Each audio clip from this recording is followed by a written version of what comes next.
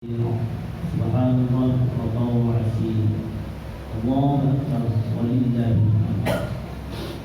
Alhamdulillahilladzi hadana li hadza wa ma kunna linahtadiya lawla an hadana Allah. Asyhadu an la ilaha illallah wa asyhadu anna Muhammadan abduhu wa rasuluhu la nabiyya ba'dah. Allahumma salli wa sallim wa barik ala sayyidina Muhammadin wa ala alihi wa sahbihi ajma'in. Amma ba'du, usikum wa iyaya bitaqwallah wa ta'atihi la'allakum tuflihun. Qala Allah ta'ala fi kitabihil karim, a'udzu billahi minasy syaithanir rajim. Ya ayyuhalladzina amanu taqullaha haqqa tuqatih wa la tamutunna illa wa antum muslimun. Hai orang-orang yang beriman, bertakwalah kau kepada Allah dengan sebenar-benarnya dan bertakwa, dan janganlah mati kecuali dalam keadaan iman.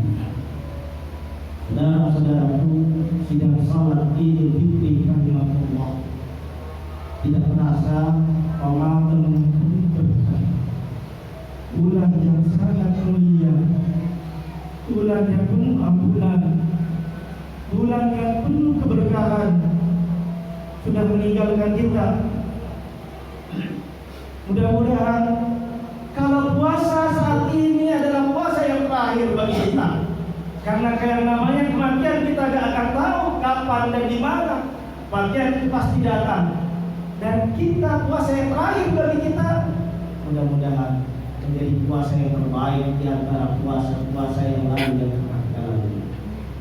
Saudara-saudaraku yang dimuliakan Allah, sebagai orang tua, jangan sampai kita meninggalkan generasi kita, jangan sampai meninggalkan anak-anak kita dalam kondisi yang lemah, baik lemah akidah, lemah pendidikan, juga syukur-syukur jangan sampai meninggalkan anak-anak kita lebih miskin dari kita. Allah berfirman, "A'udzu billahi minasy syaithanir rajim. Bismillahirrahmanirrahim. Wal yakhshal ladzina law taradu min khalfihim dzurriyyatan dhi'afan khafu 'alaihim." Dan takutlah pada Allah orang-orang yang meninggalkan generasi, orang-orang yang meninggalkan generasi kita dalam kondisi lemah dan khawatir akan kesejahteraannya. Dalam tafsir fi zilalil Quran diterangkan secara universal, secara umum. Yang pertama di sana disebutkan anak-anak kita jangan sampai akidahnya lemah, apalagi di akhir-akhir zaman ini. Jangan sampai anak-anak kita kalah dengan yang namanya setan GP. Orang tuanya juga, yaitu HP. Akidah yang dimantapkan anak-anak kita, keimanan dan ketakwaannya harus dibina segini mungkin. Yang pertama dalam ayat ini seperti itu. Yang kedua adalah pendidikannya. Kalau kita tamat SMA, minimal anak-anak kita harus SMA juga. Syukur-syukur sarjana S1. Kalau kita pernah di pesantren, minimal anak-anak kita pernah di pesantren. Insya Allah. Kalau yang kedua, yang pertama dan yang kedua ini kita terpenuhi minimal berusaha sekuat tenaga, maka Allah berfirman dalam Al-Quran, "Yarfa'illahu alladhina amanu minkum walladhina utul ilma darajat." Allah akan mengangkat derajat seseorang yang beriman dan berilmu. Maka kesejahteraannya, ekonominya insya Allah akan mengikut. Ketika anak-anak kita tinggalkan dalam kondisi akidah mantap, pendidikan mantap, insya Allah ekonomi akan mantap. Itulah tugas kita sebagai orang tua. Didik anak-anak kita menjadi anak yang tangguh, tanggap dan tanggung, serta berakhlakul karimah, soleh. Karena manfaatnya kita meninggal dunia, bahkan di akhirat nanti ada yang soleh dan soleha tetap bermanfaat bagi kita. Saudara-saudaraku, sidang salat Idul Fitri, sebagai anak tentu kita harus mengabdi pada orang tua itu. Bersyukur kalau orang tua kita masih ada, karena kunci surga ada di orang tua. Seberapa hebat pun anak kita sebagai anak, tak lepas dari peran orang tua kita, bapak dan ibu. Allah berfirman dalam Al-Quran, wa qadara rabbuka alla ta'budu illa iyyahu wa bil walidayni ihsana. Dan janganlah kamu menyembah selain bukan Allah, dan berbaktilah kepada orang tua. Anak yang berbakti kepada orang tua dicontohkan pada zaman Rasulullah. Singkatnya Uwais Al-Qarni, orang yang paling berbakti pada kedua orang tua, pada ibunya, bapaknya sudah meninggal dunia. Singkatnya, dia seorang miskin yang jangan diremehkan dalam masyarakat, tapi karena pengabdiannya Rasulullah bilang, hai Umar, hai Ali, ketika saya meninggal dunia, kalau ada yang namanya Uwais Al-Qarni masuk ke kota Mekah, sambutlah dia. Singkatnya, ketika Rasulullah sudah tiada dan Uwais Al-Qarni ikut rombongan kabilah dari Syam 400 meter, Uwais Al-Qarni hanya bagian tukang pegang unta. Tapi Umar bin Khattab yang langsung menjemputnya. Ada di antara kalian yang bernama Uwais Al-Qarni, ada tuh, jadi tukang jaga unta dan barang-barang. Setelah diterangi, ternyata dia sedang sholat. Lalu, apakah anda yang bernama Uwais Al-Qarni? Benar wahai Amirul Mukminin Umar dan Ali. Setelah itu dia menyambutnya bagaikan raja, karena Rasulullah sebelumnya pernah bersabda, hai Umar, ketika tangannya tertengadah, ketika Uwais Al-Qarni berdoa pada Allah, maka bumi dibergetar. Kenapa ya Rasulullah? Dia mengabdi pada ibunya, ibunya yang sudah tidak kuat lagi. Permintaan ibu yang terakhir sebelum meninggal dunia, padahal beliau mengasuh ibunya dari kecil sampai gede. Dia ingin haji, nah, baik gendong dari Syam ke Mekah 400 meter, 400 kilometer, 400 kilometer dia gendong.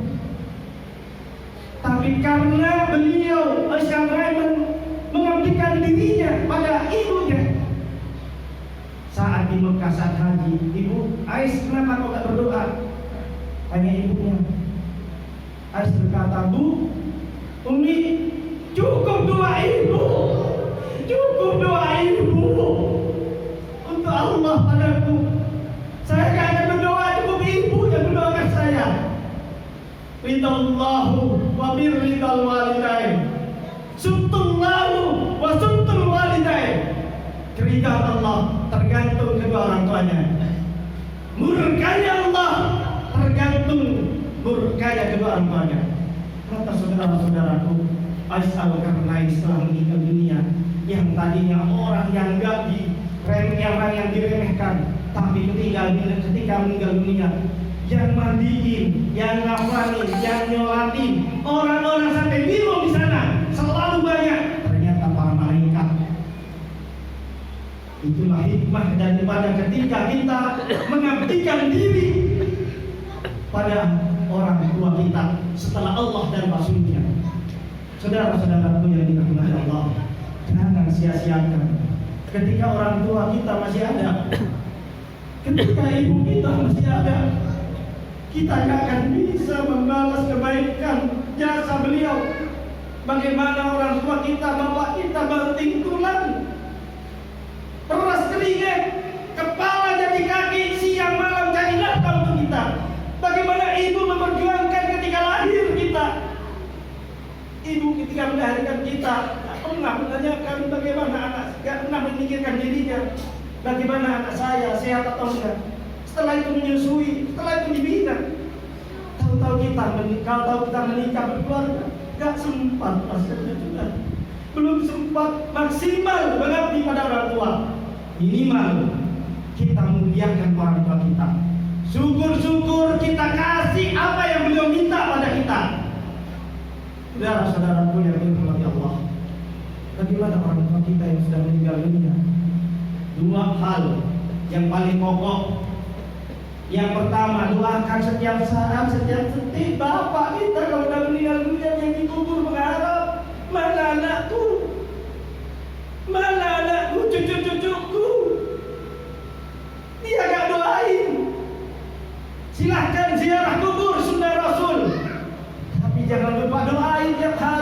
istighfar setiap saat, Allahumma firli wa li walidayya.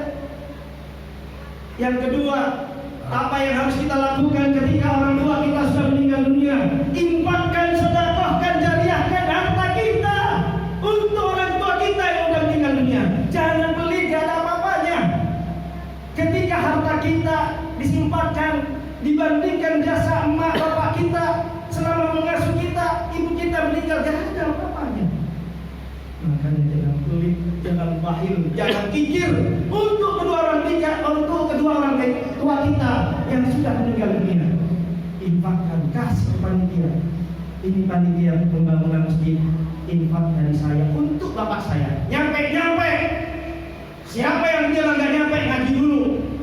Di kitab Riyadhus Shalihin diterangkan sampai. Saudara-saudara, intinya adalah orang tua yang masih hidup kita muliakan, kita sayangi. Apa yang dia minta kita turuti sesuai kemampuan kita. Orang tua yang sudah meninggal kita doakan, infak, sedekah dan jariahkan untuk kedua orang tua kita agar kita hidupnya bahagia. Sehebat apapun kita tidak menghormati orang tua, tidak memuliakan orang tua, walaupun kaya, tidak akan tenang hidupnya. Sepintar apapun tidak akan tenang, karena orang tua yang membawa kita lebih baik hidup kita ini. Barakallahu lakum fil Qur'anil karim wa nafa'ani wa iyyakum bil ayati wa dhikril hakim innahu ghafurur rahim.